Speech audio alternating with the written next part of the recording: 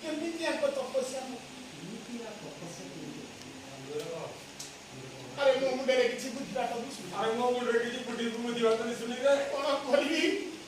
କହିବି ଯଦି ତପସ୍ୟା ଭଗ୍ନ ନ କରିକି ଆମେ ତାଙ୍କୁ ନ ନବା ଯଦି ତପସ୍ୟା ଭଗ୍ନ ନ କରିକି ଆମେ ନ ନେବା ତାହେଲେ ସେପଟୁ ତେଣୁ ମାଇଲେ ଗୋହତ୍ୟା ସେଣୁ ମାଇଲେ ଗୋହତ୍ୟା ତେଣୁ ମାଇଲେ ବ୍ରହ୍ମ ହତ୍ୟା କେମିତି କଣ କରିକି ରଜ ଭଗ୍ନ କରିଲେନି ଯେମିତି ହେଲେ କେମିତି କଣ କରିକି ରଜ ଭଗ୍ନ କରିବା ତପ ଭଗ୍ନ କରିବାକୁ ପଡିବ ଆଉ ଯେମିତି ହେଲେ ତପ ଭଗ୍ନ କରିବାକୁ ପଡିବ କଣ କରିବା ଟିକେ କଣ କରିବା ଟିକେ ଗୋଟେ କାମ କରୁନୁ କଣ କହୁନୁ ଢୋଲ ଟାଣିକା ଢୋଲ ଟାଣିକା ଢୋଲ ଗାଡ଼ିଆ ଢୋଲ ଯଦି ଢୋଲ ତ ନବ ତେହେ ଗାଡ଼ି ହେଲା ତେହେ ଗାଡ଼ି ଭେଇ ଗାଡ଼ି ଯାହା ସବୁ ନବ ତମ କାମ ତମେ କର ଶେଷକୁ ନିରସ୍ତାୟ ହେବେ କରୁନ ଯାହା ଗୋଟେ ଇଏ କରିକି କରୁନ ଘଣ୍ଟ କାହାଳି ତା କାନ ଠେଲେଇକି ଫୁଟିବ ନମ ନାରାୟଣ ନମ ନାରାୟଣ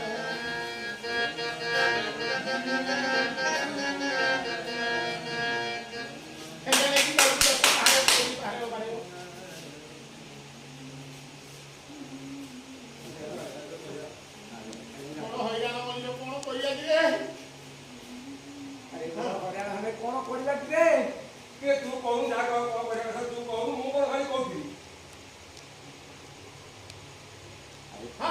କହୁନ କଣ ଗୋଟେ କଣ କରିବା କହୁନୁ ଆରେ କଣ ଆଉ କରିବା ଆମର ତ ବୁଝିବାଟେ ସବୁ ଶୂନ୍ୟ ହେଲାଣି କଣ କରିବା ନାରାୟଣ ନାରାୟଣ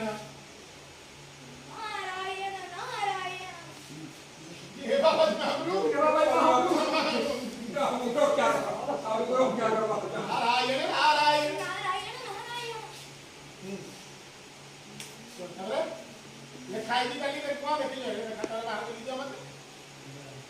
ଆରେ ଖାଇକି ସିନ୍ଦା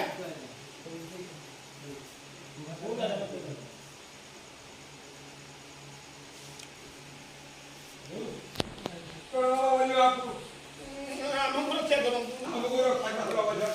ରାଜାଙ୍କ ଆଦେଶ ଆସିଥିଲୁ ବୀର ବାବୁଙ୍କର ଦ୍ରବ୍ୟ ତପଭଗ୍ନ କରିବା ରାଜାଙ୍କ ଆଦେଶ ଆସିଥିଲୁ ବୀର ବାବୁଙ୍କର ତପଭଗ୍ନ କରିବା ପାଇଁ ଆମେ ହେଲୁଣି ହତାଶ ଆମକୁ କିଛି ଉପାୟ ଦିଅନ୍ତୁ ବାବା ଉପାୟ ତ ବାହାରିବା ନାରାୟଣ ନାରାୟଣ ନାମ ଭକ୍ତିରେ ଲୀନ ଭକ୍ତ ବୀର ବାବୁ ତାଙ୍କର ତପସ୍ୟା ଭଗ୍ନ କରିବା ଏତେ ସହଜ ନୁହେଁ ଫୁଲକୁ ତୋଳିବାକୁ ହେଲେ ତାର କଣ୍ଟାଳ ଆଘାତ ସହିବାକୁ ପଡିବ ଆମେ କିଛି ବୁଝିପାରିଲୁ ନାହିଁ ମଶାଇ ଆମେ କିଛି ବୁଝିପାରିଲୁ ମହାଶୟ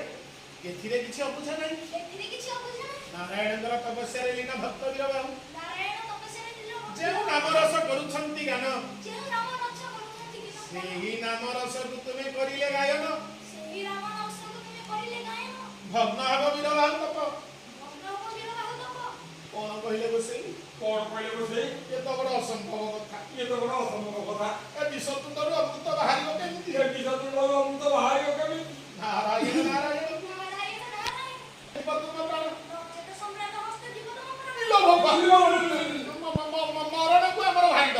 ମରଣକୁ ଆମର ଭାରି ଡର ଆଉ ସେ କଥା ଛାଡି ଆଉ କଣ କହିବା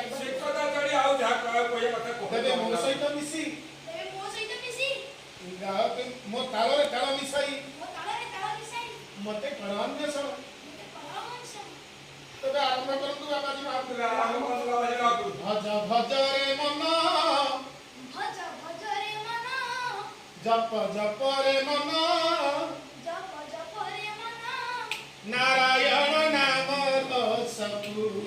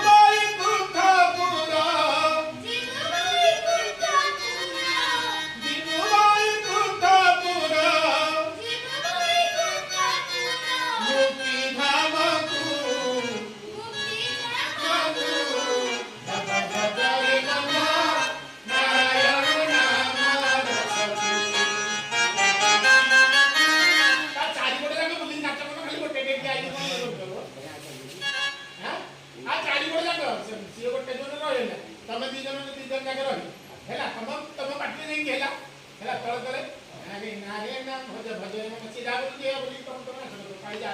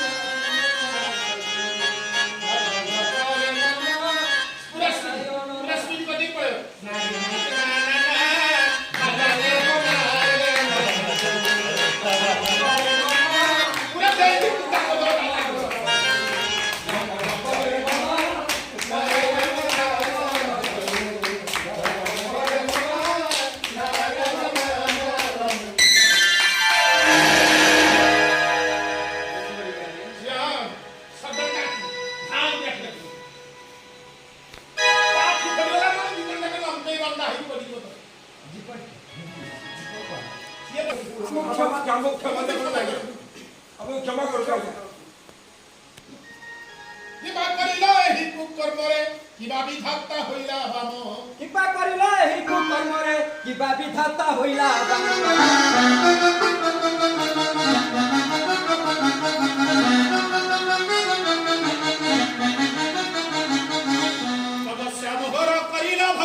তপস্যা মোহর কৰিলা ভগন ঘেনিবি তব পরাণরে ঘেনিবি তব পৰণৰে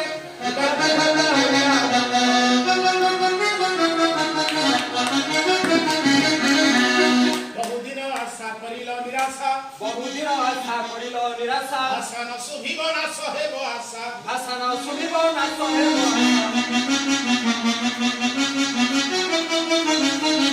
মোহি অটই বড় নির্মমরে মুহি অটই বড় নিৰ্মমৰে কিবা কৰিল এই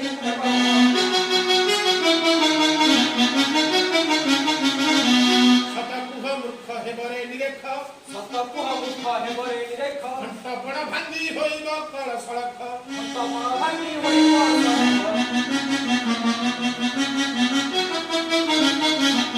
আসে নৃসিংহ হেব মরণরে ভাষে নৃসিংহ হেব মৰণৰে কিবা কৰিল এই